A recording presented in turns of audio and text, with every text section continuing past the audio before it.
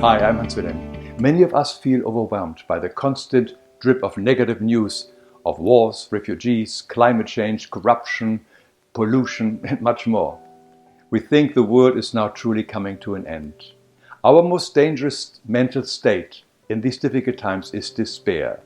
Once we succumb to despair, we are rendered helpless and hopeless. So what can we do? How can we be inspired and move forward? Let's take a step away from the tapestry of life and look at our situation from a distant or higher perspective. Then we will see that there have also been remarkable improvements in the lives of billions across the world. The New York Times columnist Nicholas Kristof wrote a very positive article that put things into perspective. It is called "This Has Been the Best Year Ever," and I will put a link to the full article under this video. He argues that in spite of all the horrors of climate change, pollutions, wars, and much more, there is another statistic that shows a different trend. I want to share some important points of his article in this video. His research shows that every single day in recent years, another 325,000 people got their first access to electricity. Each day, more than 200,000 got piped fresh water for the very first time. That is 200,000 every day. Poverty has worldwide decreased by 42% since 1981.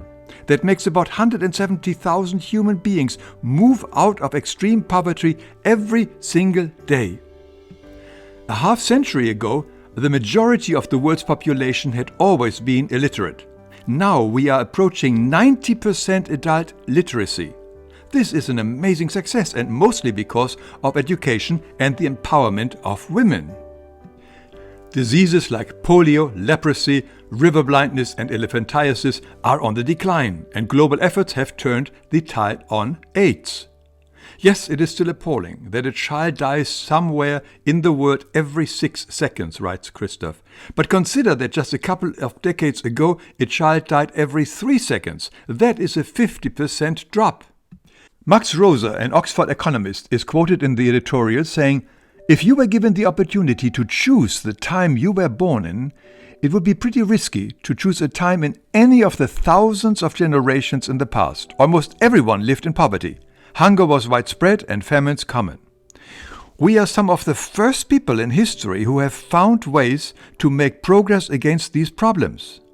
We have changed the world. How awesome is it to be alive at a time like this?" But he adds, 3 things are true at the same time. The world is much better, the world is awful, the world can be much better. And Kristof takes heart from the passion of so many, especially young people, who are working hard to make the world a better place. He writes, "Let's interrupt our gloom for a nanosecond to note what historians may eventually see as the most important trend in the world in the early 21st century. Our progress toward elimination of hideous diseases, illiteracy, and the most extreme poverty." So millions of people around the world work unceasingly to make this a better world for all of us.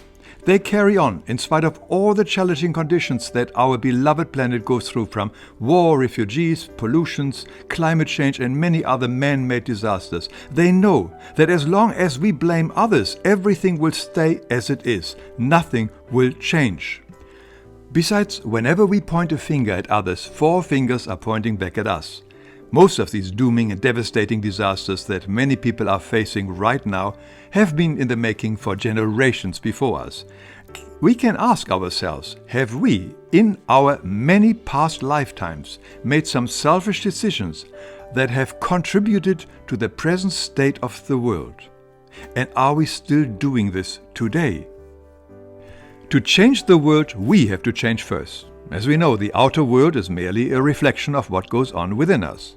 Deep pessimism about the state of the world is paralyzing rather than empowering. Therefore, we focus on the positive in every situation, on what is right and what is good. That is not being a Pollyanna.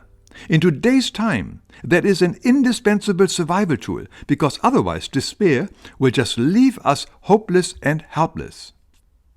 A positive focus can also create gratefulness, and with that worries and anxieties go away. Now it is much easier for us to make changes, adopting a more ethical and moral life, like living by the golden rule, being honest in all our interactions with others, leave others their freedom, also treat plants and animals with the same respect as we want to be treated ourselves, help if we see others needing our help, and never taking ourselves so serious and important. We all have the greatest power within us to make changes. Every day divinity wants to help and guide us. So let us all take a deep breath, clear our head from all the daily drip of constant terrible and hopeless news, and go out into the world and make it a better place. Each one to their own capacity, great or small. It doesn't need to be something impressive like finding a cure to save millions of lives.